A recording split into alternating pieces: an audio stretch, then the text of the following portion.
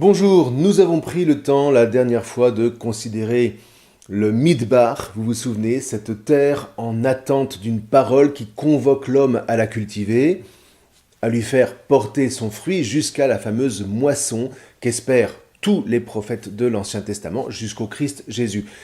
Et on en est venu à comprendre que par le Christ, la création tout entière se révèle être un Midbar, dont le Midbar Sinaï est la figure mythique. Suit alors jusqu'à la fin du chapitre 1 du livre un dénombrement, un recensement des fils d'Israël qui motive le titre habituel de ce 4e livre de la Torah, le livre des nombres. Alors, ce genre de recensement, a priori assez rébarbatif, il faut bien reconnaître, est typique de ce qu'on appelle le rédacteur sacerdotal. Je vous rappelle qu'il y a, somme toute, deux rédacteurs principaux dans l'Ancien Testament, ou deux écoles principales de rédaction si vous préférez.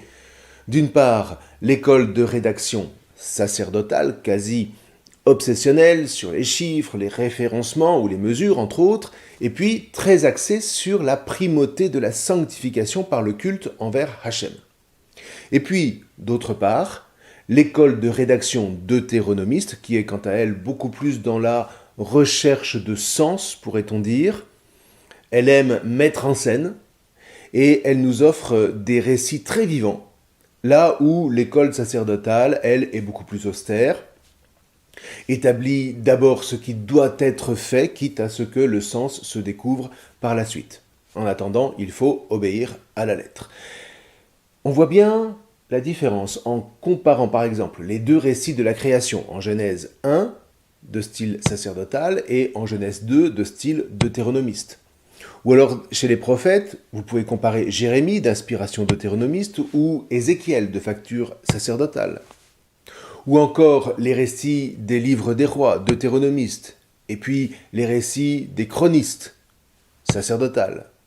Même histoire royale, mais deux manières très différentes de rapporter les faits, de les comprendre et aussi de les ordonner. Alors sur cette base, on peut dire que l'ensemble du livre des nombres est rédigé par l'école sacerdotale, donc ne nous étonnons pas du style, on a vu que cette école est de très haute tenue spirituelle, avec une vision de la vocation d'Israël toute empreinte d'élévation, et pour qui la sainteté, c'est-à-dire la rencontre nuptiale avec Hachem, résonne comme le cœur de la convocation du peuple élu par Hachem. Et ça n'est pas par hasard.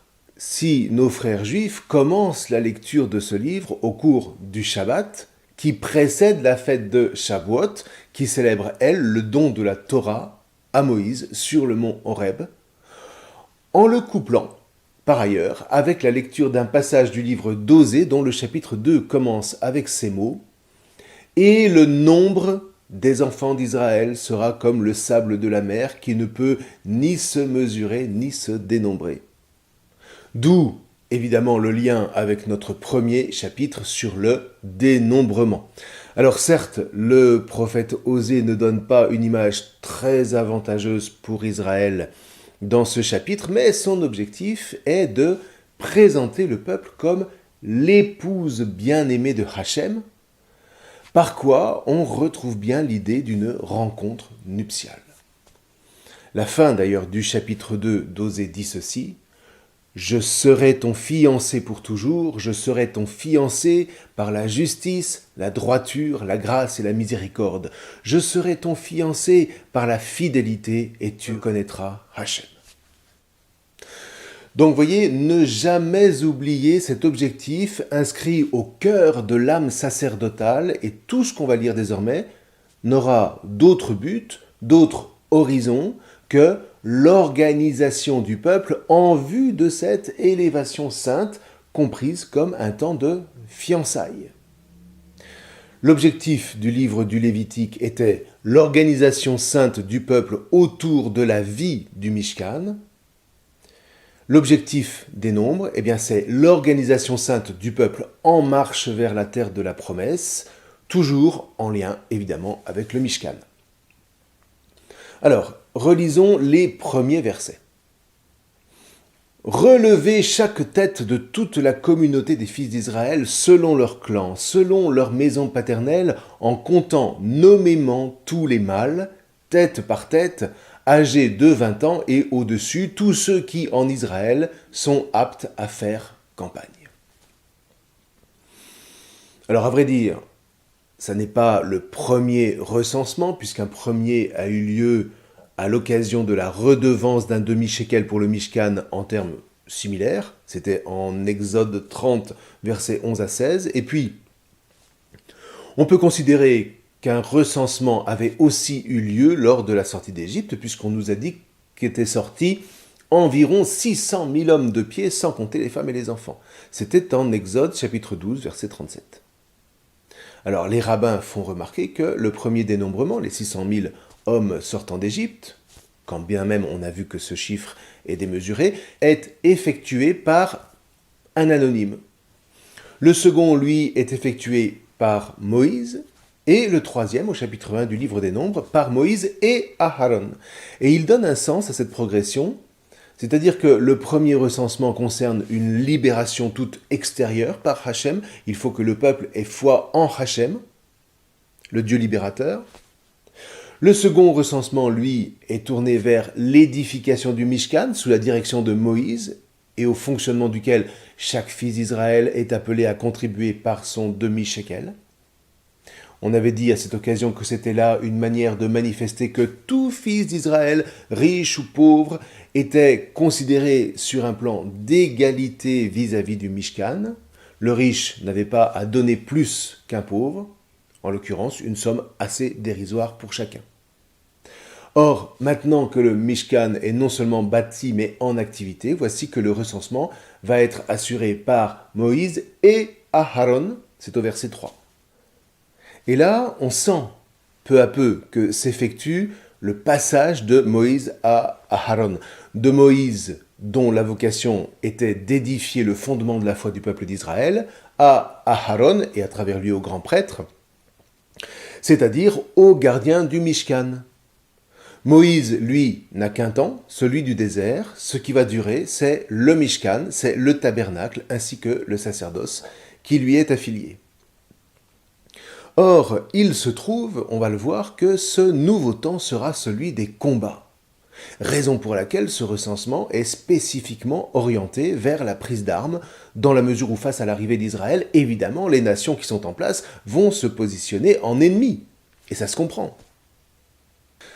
Sauf que, attention, il ne s'agit pas d'analyser la situation avec nos concepts occidentaux contemporains, les méchants conquérants contre les pauvres habitants de la terre. On l'a déjà dit plusieurs fois, dans l'ancien temps, chaque année, tous les rois partaient en campagne pour affermir leurs frontières ou pour les étendre. Ça faisait partie du rythme annuel de la vie de chaque nation. À cette différence près que ce petit peuple qui surgit du désert avec pour vocation le souci de rendre un culte à Hachem sur la terre de Canaan, ce petit peuple ne cherche pas seulement à faire son trou comme n'importe quelle nation. Il a une vocation qui est de manifester la force libératrice de Hachem à travers sa Torah. Alors, non pas une idéologie qui impose à la populace des règles que ses dirigeants ne s'imposent pas à eux-mêmes. La Torah, c'est une législation de très haute exigence pour ceux-là même qui en acceptent le joug. On est dans la recherche d'un sens de l'histoire. Du coup, eh bien, ce n'est pas seulement face à un peuple que vont se dresser les ennemis d'Israël, mais c'est bien face à ce sens, face à cette quête dont Israël est porteur et qui lui donne sa raison d'être.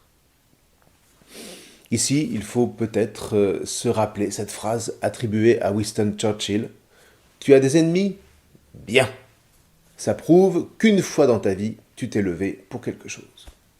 Et cette chose, concernant Moïse et les fils d'Israël, eh bien, c'est la parole de vie de Hachem qu'il s'agit de faire résonner au milieu des nations. Alors, à présent, venons-en au recensement en lui-même. D'abord, l'expression est très belle. Vous vous souvenez, non pas compter ou dénombrer, ni même recenser la communauté des fils d'Israël, mais littéralement lever ou relever chaque tête de toute la communauté. Alors, on pourrait entendre relever comme quand on fait un relevé, ou lever comme on lève une armée. Dans ce cas, on reste dans une affaire de dénombrement, mais il y a plus. Il n'est pas question ici de faire acception des personnes, mais de lever la tête de chacun, comme pour lui dire « sois fier ». On lève la tête de chaque homme de plus de 20 ans pour lui dire « sois fier d'appartenir à ce peuple ». Ou « nul n'est plus grand qu'un autre face à Hachem dans notre peuple ».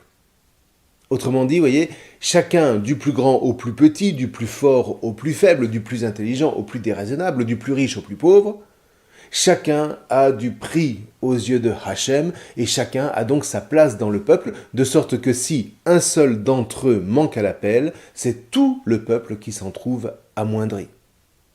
Mais dès lors que je sais que j'ai du prix aux yeux de Hachem, comme dit le prophète Isaïe au chapitre 43 de son livre, dès lors donc que je le sais et surtout que j'y crois, dès lors que Hachem a levé ma tête, alors je peux me lever et partir au combat. Le combat de la vie. Et ça, c'est très fort. Vous voyez, il ne s'agit pas simplement pour Moïse et Aaron de faire une sorte de mobilisation générale. Ça, c'est le moyen pervers des purs administrateurs pour qui les individus ne sont jamais que des pions anonymes qu'on envoie sur le front comme une seule masse au nom d'idées à défendre, des idées de hauts fonctionnaires souvent, pour qui la plèbe n'est que le rouage d'un système dont ils se sont auto-constitués les gardiens.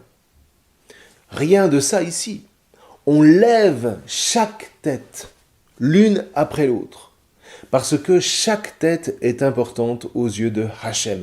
Chaque tête doit être connue et reconnue pour que le peuple puisse exister. Non pas seulement comme un simple amas d'individus, mais comme une famille. Composée de frères, des frères qui savent pouvoir compter les uns sur les autres. Et si on parle de frères, alors c'est que là, très subtilement, la figure de Hachem se profile comme celle d'un père. Un père aux 603 550 fils, dit le verset 46. Alors, comme il ne s'agit pas d'un simple décompte anonyme, on vient de le voir, le texte va citer les noms.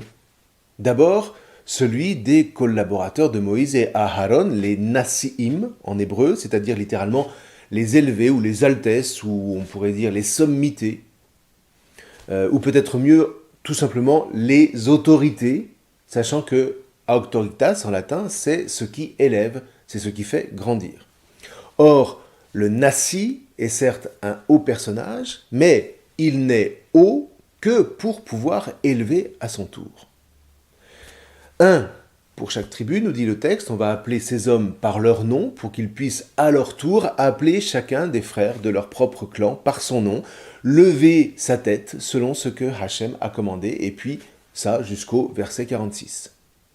Alors attention ici de ne pas aller trop vite dans la lecture, prendre le temps de lire ces listes qui nous amènent au plus concret du sentiment d'exister, du sentiment d'appartenir à un peuple, et non pas simplement à une structure anonyme encore une fois.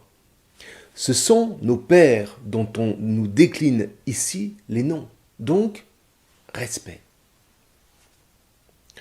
Alors maintenant, c'est vrai qu'on remarque facilement qu'il n'est question ici que des hommes et non des femmes. Alors tout simplement parce que à cette époque, on n'envoie pas les femmes guerroyer. Pourquoi ? Mais parce que la femme est tout entière, selon la Torah, orientée vers la vie et la transmission de cette vie. Donc il serait contradictoire avec l'alliance de la mener à donner la mort. En soi, ça n'est pas extrêmement difficile à comprendre. Ceci dit, le chapitre 1 du livre des Nombres se termine par la question de la tribu de Lévi, à partir du verset 47. Pour eux, pas question de les recenser pour le moment. Alors, au regard de ce qu'on vient de dire, est-ce que ça signifie qu'ils n'ont pas de prix aux yeux de Hachem, puisqu'il semble qu'on ne lève la tête d'aucun fils de Lévi ? Sûrement pas. Simplement, ce recensement a lieu en vue du combat. Or, les Lévites, ou mieux les Lévi'im, c'est comme ça que je préfère les désigner, n'y participeront pas. Et là encore, c'est intéressant, si on se souvient du sanctuaire mémorial de Joseph à Ménophis, au milieu de tous les autres sanctuaires bâtis à la mémoire des pharaons et dont les fresques exaltaient les faits de guerre.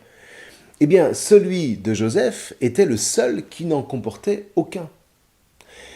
Il comportait uniquement des fresques en rapport avec la science du grand scribe, et sans doute, mais enfin bon, ça c'est une conjecture, des fresques en rapport avec la tradition des pères, sans doute sous forme voilée, comme un enseignement ésotérique pour conserver la mémoire de la lignée d'Abraham. Donc, les Lévim sont avant tout les gardiens de la mémoire du peuple. Cela même qui a permis à cette mémoire de se conserver pendant 5 siècles, jusqu'à Moïse. Et donc, de la même manière que cette lignée a été gardienne du sanctuaire mémorial, eh bien, elle est la gardienne du sanctuaire de Hachem au milieu du peuple reconstitué. Alors, la fin du chapitre nous décrit comment les tribus vont se répartir tout autour du sanctuaire sur lequel vont veiller au plus près les fils de Lévi, mais ça, nous aurons largement l'occasion d'y revenir par la suite. Reste peut-être la question de l'irritation de Hachem au verset 53. Alors là, ça nous chatouille toujours un peu aux entournures, ces histoires, parce que nous n'avons de la colère qu'une image négative. Mais rappelons-nous, d'une part, que s'il est question d'irritation, il ne s'agit pas ici de menace, il s'agit du cadre. Et Dieu sait si l'auteur sacerdotal est attentif au cadre, parfois jusqu'à l'obsession, tatillonne. Mais c'est parce que dans ce cadre est promise la liberté, l'élévation, la rencontre, bref, la vie. L'irritation de Hachem n'est jamais que la sanction logique d'une liberté perdue pour ne pas en avoir pris soin, pour avoir voulu n'en faire qu'à sa tête. Non pas que Hachem veuille brider la liberté de ses fils, mais rappelons-nous par exemple Nadab et Abihu. Ils ont cru que la liberté acquise dans le peuple consistait à s'affranchir de tout cadre, et ils s'y sont brûlés tout entiers. Ils n'étaient pas prêts. Et c'est la même chose pour l'homme. L'homme est incapable de supporter véritablement les conséquences d'une liberté absolue telle qu'elle existe en Hachem.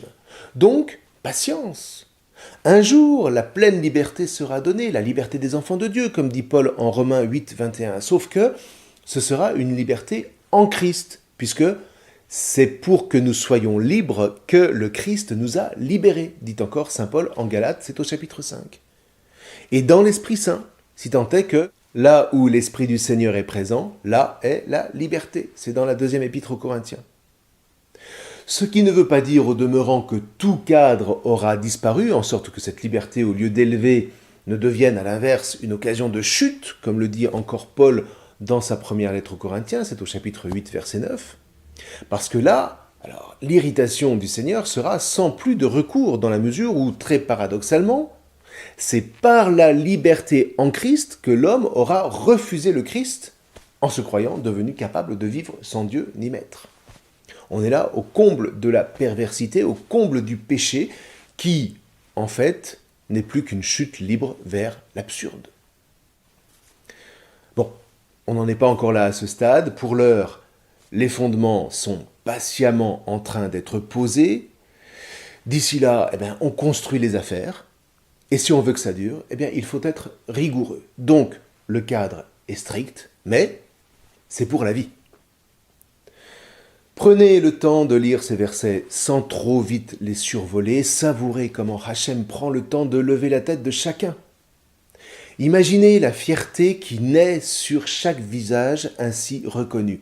Et vous verrez, cette énumération vous paraîtra beaucoup moins ennuyeuse que ce qu'elle semblait promettre sans un minimum d'introduction. Et puis, dans les vidéos à venir, on en dira un peu plus sur le sens de ces nombres. On verra donc la suite la prochaine fois. En attendant, je vous souhaite une bonne lecture de ce chapitre 1. Je vous remercie.